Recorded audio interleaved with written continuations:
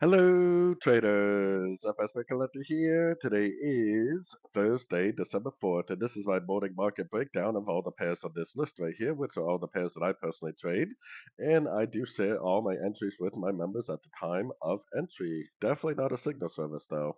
So, anyways, I always like to start off on the US dollar index. It kind of tells me what to do on all the US dollar pairs.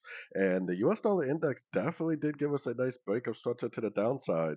We have a nice clean cycle of higher highs, higher lows, higher highs, higher lows, and then we get the first nice break of structure. So we know that this move up right here is over from here to here.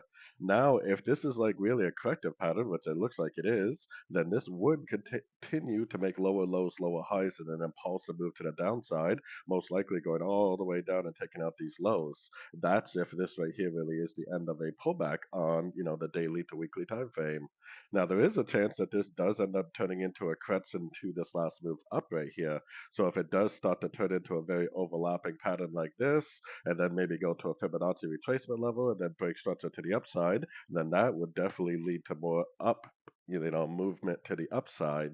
So our job over the next week or so is going to be to try to figure out whether this maintains impulsive movement or whether it turns into overlapping corrective patterns, which would be a crescent to this whole move up. So I take that information and I apply it to the dollar pairs themselves. Obviously, if I'm bearish the dollar, then I want to be bullish the euro, the pound, the Aussie, the Kiwi, and I want to be bearish the dollar CAD and the dollar Swiss.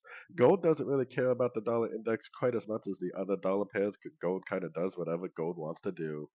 So moving on to the euro dollar, I still am looking at this as possibly a pullback, but because the weekly time frame is up, I do realize that it could just keep on going, just like what I showed on the dollar index. But if it does, break structure to the downside at one of these key Fibonacci levels where it would potentially be an A, a B, and a C, then I definitely would at that point stop looking for longs and start looking for shorts. I mean, ever since this thing made an engulfing move to the upside last week, we should have been looking for longs anyways, while we hopefully learn whether this continues to make impulsive movement or whether it goes to a key Fibonacci level, breaks down, and goes down like this. My original target was down here for an expanding, but this definitely could be a running. It could be a higher low for a running, and it could now be in a brand new uptrend. So going down to the 4 hour time frame, our structure on the 4 hour is way down here. So most likely anything we see to the downside is very, very likely just a pullback within an uptrend. Definitely still recommending longs. I got my Fibonacci retracement on the 1 hour time frame from here to here. I would hope to see a bigger pullback, but if this really is like a big strong trend, it could just keep on going. I was hoping to see at least a 38% pullback because that would give us a much better opportunity to go long. Maybe something like this would be really nice if that is how it plays out. So I'm definitely looking for logs, hoping to see at least a 38 to 50% pullback for my next log opportunity. And keeping that in mind, let's move on to the pound dollar. Pound is very strong. We had a very strong move on the pound yesterday. Look at this candle on the pound dollar. Very strong. Now, kind of the same thing applies here though, because this is a higher low, higher low compared to this low. We do not have a significant break of structure yet. There is still a chance that this bounces from like the 78% and then continues back down. But if that does happen, we should be able to recognize it because it should, make like a double top at the 78, break structure to the downside on like the 4 hour time frame, which obviously it hasn't done yet. So going down to the 4 hour, currently our structure is way down here, which gives me a lot of confidence that anything we do see to the downside is likely just a pullback within an uptrend. The most ideal thing I think that could happen is that it makes like that 3, 4, 5 shape right at the 78%, then it goes down, then it gives us a break of structure. That is what's going to tell me that this is a wave C and that it's continuing the downtrend. If I don't see that picture, it just goes up, bounces, doesn't break structure, it just keeps on making higher highs, higher lows, then we are going to continue to look for longs. So going all the way down to the 1 hour time frame, just like the euro dollar, I would like to see a little bit of a bigger pullback.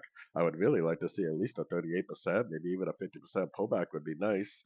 But even if it goes down to like the 23% and then makes like an impulsive engulfing move up, a nice break to the upside at a Fibonacci level is what I'm looking for more long opportunities. So let's move on to the Aussie dollar. Aussie dollar has also been very strong. We are expecting the Aussie to continue up. I mean, my high time frame analysis has the Aussie going up for a very long time. But I'm sure there's going to be many, many pullbacks along the way. We got our Fibonacci retracement from here to here because obviously this is going to be our most relevant Fibonacci level right now. Our next big area is the 78%, but obviously there's going to be a little bit of resistance here, probably a little bit of resistance here. So at some point, we hopefully will get some bigger pullbacks, which is great news because that should give us more opportunities to go long. So right now, I personally would definitely be looking for nothing but longs. My most recent structure is way down here, so I definitely don't think it's going to give me an end of a trend signal anytime soon. Going all the way down to the 1 hour time frame, I mean, it hasn't even started a pullback yet. I would have to see a break to the downside on the 1 hour time frame in order to throw my Fibonacci retracement on here. If it does break to the downside on the 1 hour, I would still not even be looking for shorts. I would definitely be looking at anything I see to the downside as nothing more than a pullback within an uptrend, at least until we get like a 4 hour time frame break of structure or a 4 hour time frame lower high, which we definitely don't have either of those yet. Unfortunately, the only strategy on the Aussie dollar right now is to already be long, waiting for an exit, or the strategy is to be waiting for a decent pullback in order to go long. So just keep in mind, patience is key. Moving on to the Kiwi dollar. Kiwi has also been very, very strong. I got my Fibonacci retracement on the whole move down, where the series of lower lows, lower highs started, which is right there. We definitely want to keep an eye on our Fib levels for areas of resistance. We also have a weekly time frame structure coming pretty shortly. So, hopefully we do get some decent pullbacks. At some point, hopefully what's going to happen is it'll break structure, make a decent pullback, and then give us more opportunities to go long. More than likely, because this is the daily time frame, that opportunity would probably come next week, more than likely. Going down to the 4 hour time frame, this is the most recent structure on the 4 hour, which tells me that there's a very good likelihood that we're not going to see the end of a trend anytime soon. If it breaks these little substructures, then the first thing I would do is throw my Fibonacci retracement on there, probably on roughly the 1 hour time frame. So going down to the 1 hour time frame, we actually don't even need this one here anymore. If it breaks structure on the 1 hour time frame, the first thing I would do is on my Fibonacci retracement on this last impulsive move up. Just like the Aussie dollar, really the only strategy right now is to be long, waiting for an exit, or the strategy is to be patiently waiting for a decent pullback in order to go long again. Like I said, if it does break down on the 1 hour, I still wouldn't even be looking for shorts. I would be looking at that move down as hopefully just a pullback within an uptrend and using Fibonacci retracement on this 1 hour time frame to hopefully help identify the end of that pullback. Moving on to the US dollar Canadian. The US dollar Canadian is sitting at the 78%, which is normally a pretty big area of support and resistance. But if this really is a wave B, I think that it is going to keep going down, and I think that it is going to take out this low. So I would have to see some pretty good evidence on sort of time frames in order to become bullish. Just because we're sitting at the 78% retracement definitely doesn't turn me into a bull. So going down to the 4 hour time frame, if it does go up and break the 4 hour time frame structure, which is right here, then that definitely would turn me bullish. Otherwise, anything I see to the upside I'm looking at is possibly just a pullback within a downtrend. So going to the 1 hour time frame is where I got my Fibonacci retracement on here. I got my Fib retracement from here to here. If I see three waves up to any one of these Fibonacci retracement levels, a nice engulfing move to the downside, preferably a break of structure to the downside on maybe the 1 hour 30-minute time frame, is what I would be looking for more sorting opportunities. The trend is definitely your friend, and the trend is definitely down unless it breaks this high right here. Maybe if you're a scalper, you can try scalping to the long side, but I would definitely, basically on every single time frame, be looking for nothing but shorts in a downtrend. So moving on to the US dollar Swiss, back up to the daily time frame. The US dollar Swiss is down basically on every time frame. The weekly's down, the daily's down, the 4 hour time frame is down. This move down does look a little corrective, almost like it could be a pullback to this move up. But we do have to realize because the trend is down on every time frame, it could just keep on drifting down. But if it does break structure to the upside on the 4 hour time frame, I'll be more than happy to start looking for longs. This is the 4 hour time frame structure. If we get a Fibonacci bounce, if we get a break of structure up, then I'll definitely start looking for pullbacks to go long. Otherwise, anything I see to the upside, I am definitely looking at as nothing more than a pullback within a downtrend. So going all the way down to the 1 hour time frame is where I got my Fibonacci retracement on this whole move down right here. We do have a little bit of a break on the 1 hour, which tells me that this whole move down right here is complete, which means we're probably going to get some sort of a three-way pullback someplace between the 38 and the 78% Fibonacci retracement. If we do get a three-way pullback to a Fib level, which it could be any one of these levels, then an impulsive engulfing move to the downside, then that definitely would be my next sorting opportunity.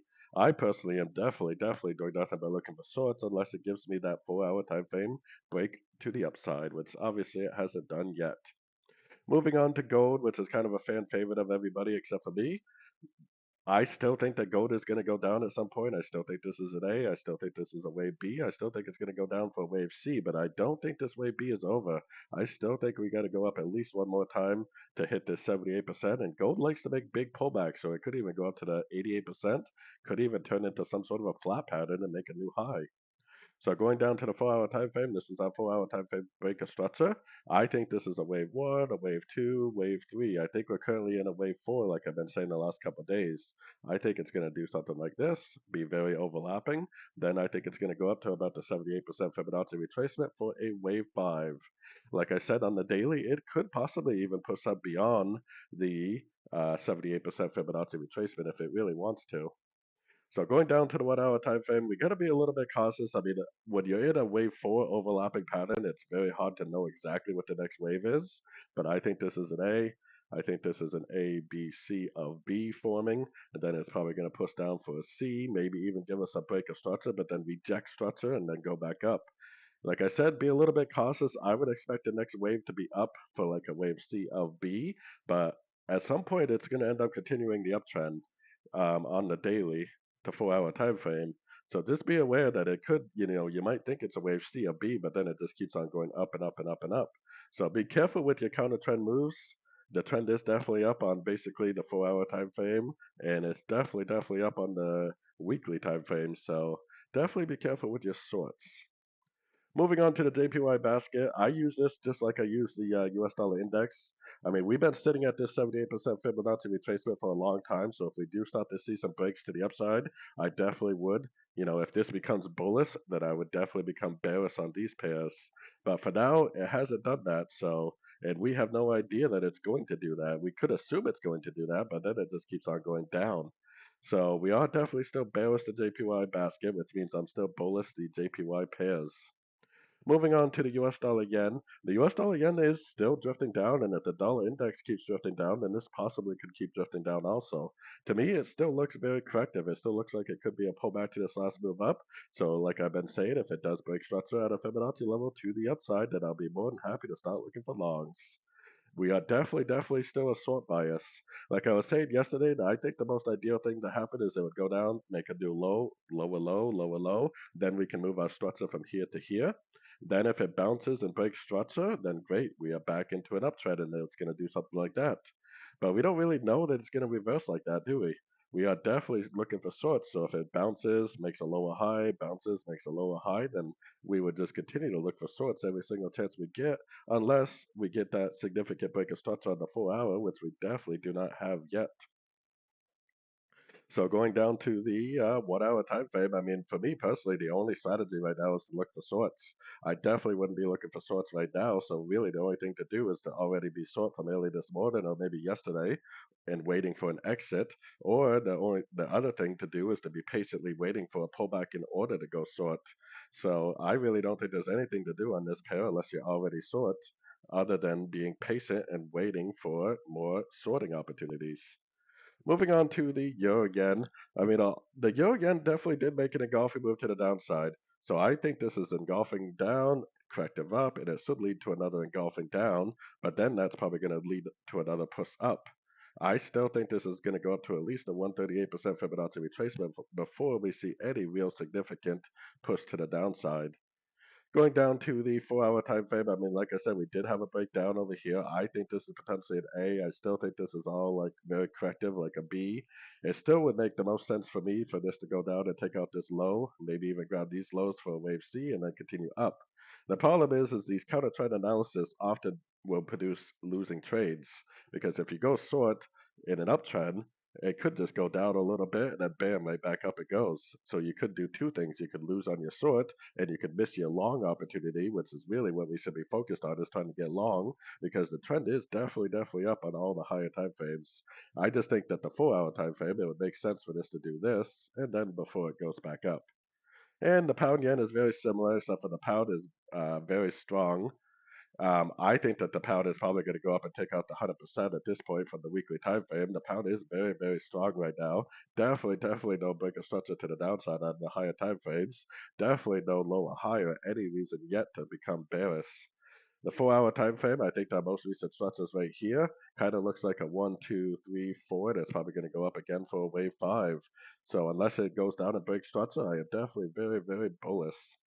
Going down to the 1 hour time frame, the pound yen is pushing down pretty good right now. So I would throw my Fibonacci retracement on this last move up, and I would definitely still be looking for longs because to me it looks like a 1, 2, 3. If it respects one of these fib levels, it's probably going to end up pushing up again, like I showed on the 4 hour to daily time frame. I think we're currently in like a wave 4. I think there's a good chance we could push up again for a wave 5 up towards that daily time frame, which is actually a weekly time frame Fibonacci retracement level.